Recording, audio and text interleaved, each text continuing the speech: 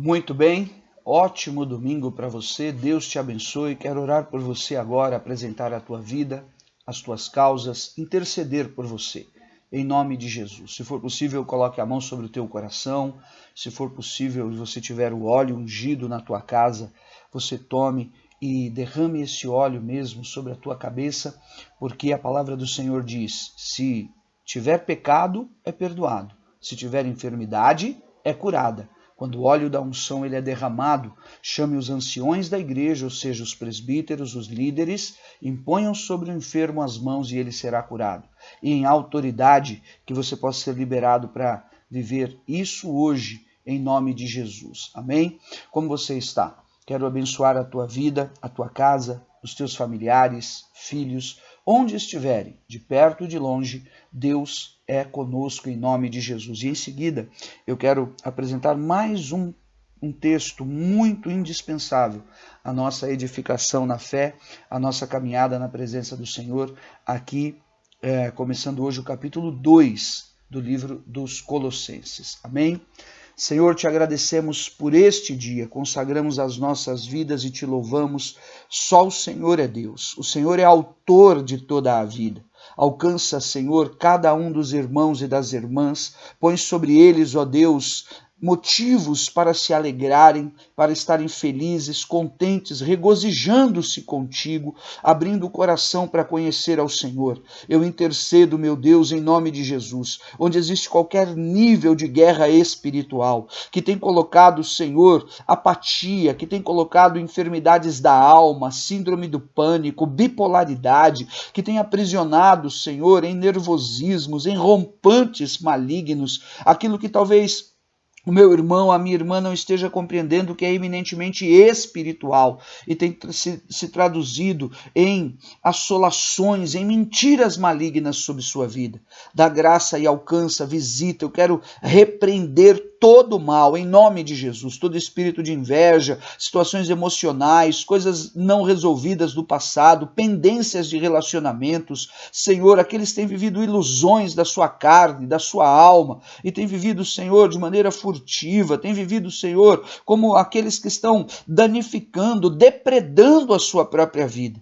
Tem misericórdia, Pai, dá-nos a viver a ressurreição em vida, alcança pelo Teu Espírito, pelo Seu poder, visita em nome de Jesus os que estão enfraquecidos, os que estão enraivecidos, os que estão distantes, receba deles, Senhor, em nome de Jesus, o pedido de perdão, o arrependimento, interfere, influencia, eu te peço, Senhor, pelo poder do Teu Espírito Santo, coloca em liberdade cativos e oprimidos, e declara, Pai, o poder do Teu sangue, o poder da cruz sobre estas vidas e almas, para que realmente o inimigo tema e trema, para que seja esvaziado o inferno e seja glorificado o Teu nome pela obra da salvação, pela obra da libertação, pelo milagre do Deus vivo poderoso que transforma a maldição em bênção, que quebra as sentenças e que de uma hora para outra, de um momento só para o outro, pode mudar os cenários e as disposições interiores e fazer milagres. Servimos a um Deus que chama a existência o que não existe, as coisas que não são como se já fossem, e que é poderoso para nos dar acima do que pedimos, pensamos ou imaginamos pelo seu poder que opera em nós. Louvado seja o nome do Senhor, glorificado seja o nome do Senhor, em nome de Jesus. Amém. Seja abençoado o teu dia, seja abençoada a tua casa, a tua família, em nome de Jesus. Amém? Ontem, se você acompanhou, um dia muito importante da carta dos Colossenses, a partir do versículo 24, estava falando sobre o mistério que foi revelado ao apóstolo Paulo, que era a condição do Messias, que em princípio só era designado para Israel, para que ele também fosse o salvador dos gentios, de todo aquele que crê. O gentio é o ímpio, o gentio é aquele que não é judeu. Todo mundo, portanto, que não era de Israel, da descendência de Abraão, eram gentios, eram os ímpios. Somos nós, na realidade, de todos os povos, tribos e nações, enfim, das gerações todas. Mas esse mistério foi revelado, que através do poder do Evangelho, na presença do Espírito Santo de Deus, pela pregação da cruz, do sacrifício de Jesus, essa bênção de salvação viria sobre nós. Eu estava dizendo ontem, se você não acompanhou, dê uma olhada, exatamente que esse mistério foi revelado e o apóstolo Paulo estava embasando essa palavra para os colossenses porque eles estavam diante de um grande desafio.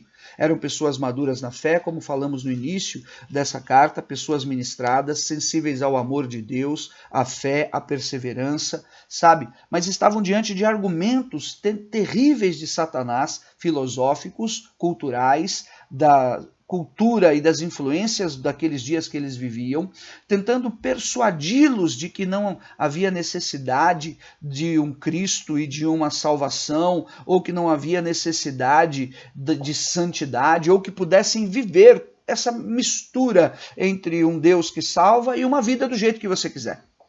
Esses ataques todos estavam na igreja dos dias dos apóstolos. Então o apóstolo Paulo vem revelar a riqueza da glória. Ele vem mostrar realmente o que importava, o sofrimento que ele sofria e a fadiga que ele tinha, para que aqueles irmãos então pudessem alcançar sobreexcelente glória, crescimento e fossem confirmados na presença do Senhor.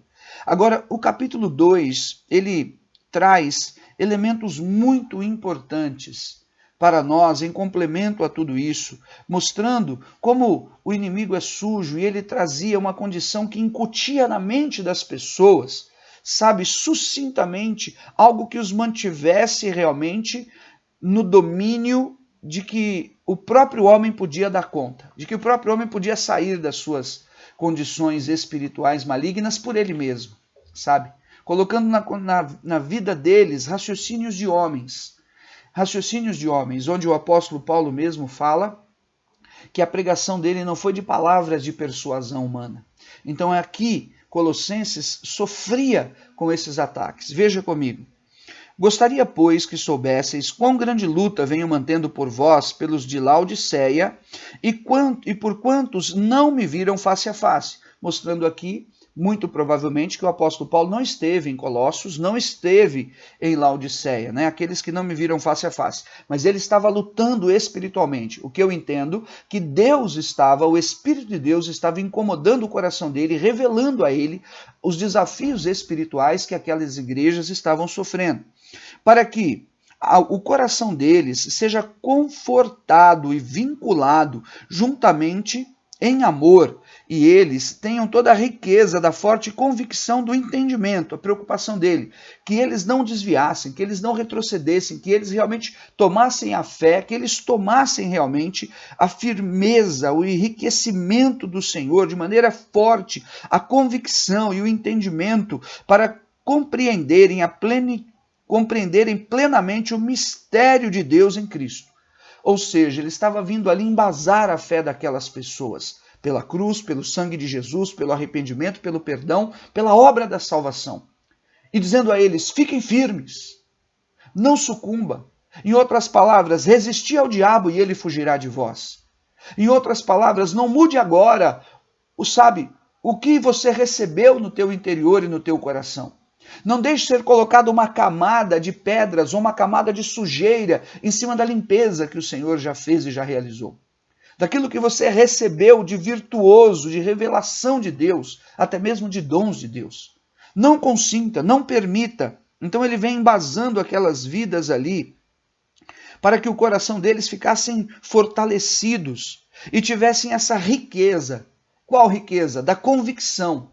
Riqueza de convicção. Não era dinheiro, não era dólar, não eram denários, não era moeda romana, não.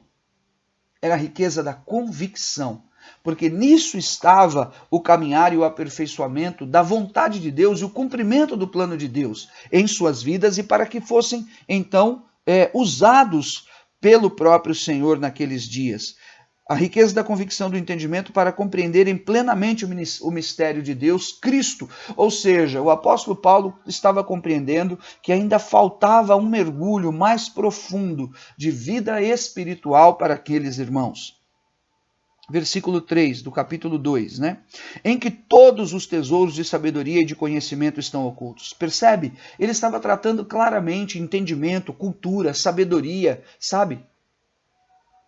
Situações que eles estavam sofrendo que eram de influências dos raciocínios daqueles dias. E essa palavra ela é mais viva do que nunca, queridos. Olhe como nós estamos hoje nessa era digital. A influência está para todo lado. Nós temos o mundo todo na palma da nossa mão, através do nosso smartphone. Sabe? E agora nós temos uma era completa digital que todo mundo ensina tudo pela internet, em tudo que é lugar. E é todo tipo de influência da psicologia, de termos da psicologia, de ferramentas do coach e tudo mais. E muitas delas estão distraindo as pessoas da riqueza espiritual, da verdade do evangelho e da revelação do Senhor em nossas vidas. E estão tentando, de alguma maneira, essas influências e o inimigo de utilizar o benefício que essas ferramentas trazem, e de fato elas são importantes no desenvolvimento individual, no desenvolvimento pessoal, mas como se aquilo e esses raciocínios se tornassem em lugar de Deus, ou fossem mais importantes, ou como se o homem pudesse alcançar a graça, a glória de Deus, ou qualquer fator espiritual por si mesmo. É como se não precisasse de Jesus. Sucintamente, essa mensagem ela está implícita através dos raciocínios e através das manipulações que nós temos vivido nestes dias. Agora, veja o versículo de número 4, se não é mais do que nunca atual essa palavra. Veja, assim digo, para que ninguém vos engane com raciocínios falazes, que ninguém te engane com conversinha, que ninguém te engane com o seu mestrado, doutorado na Flórida ou pós-doc que seja. Ninguém te engane, é Cristo. E as pessoas são enganadas. Não, fique com o seu Jesus, fique com o seu Deus. Mas olha, tem isso aqui também. E muitas pessoas estão sendo enganadas. Então é muito claro como o apóstolo Paulo está tratando, e talvez se você ler corridamente, não consiga perceber isso. Mas ele vem tratando realmente a disposição da filosofia, dos enganos que haviam na época, dos ataques que as pessoas sofriam, para que elas conseguissem se dar licença de alguma maneira às atualidades todas, para que elas acabassem dessa maneira conturbando, ou então misturando com o sangue de Jesus, se assim posso dizer, de alguma forma, outro elemento que não a pureza de Deus para a sua vida. Então, cuidado, ele diz, ninguém te engane, em nome de Jesus, amém? Pois embora ausente quanto ao corpo, ele volta a falar dele mesmo, ele não estava lá presente, estou em espírito presente convosco, e alegrando-me e verificando a vossa boa ordem e firmeza da fé em Cristo. Então ele estava dizendo, vocês estão firmes, vocês são uma grande bênção, mas cuidado, cuidado porque o inimigo é sujo, porque existem armadilhas espirituais e elas não se manifestam abruptamente. Em outras palavras, o diabo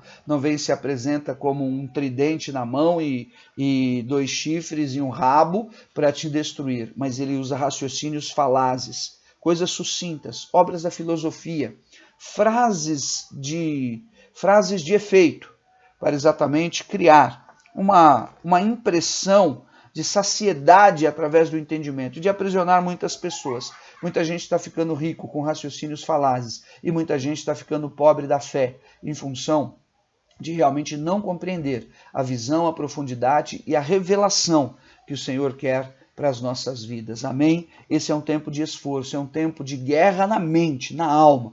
E nós não podemos desanimar e não podemos aceitar essas afrontas. Então daí a oração, o jejum, vigiar e orar, para que não sejamos roubados. E cumpramos cada um o nosso propósito. Eu, como pastor, para liberar a palavra de Deus e dirigir a obra de Deus. E você, como pastor também, ou enfim, o que você faça da tua vida, para que você possa trazer para a tua casa, para a tua família, esta saúde espiritual. E daí virão todas as demais coisas, bênçãos e promessas do Senhor na tua vida, em nome de Jesus. Amém? Fica com Deus, compartilhe essa mensagem com os seus familiares, deixa o teu like, se você não é inscrito, inscreva-se, que Deus vai honrar grandemente. Nos comentários deixa o teu pedido de oração que estamos clamando todos os dias, em nome de Jesus. Fica com Deus.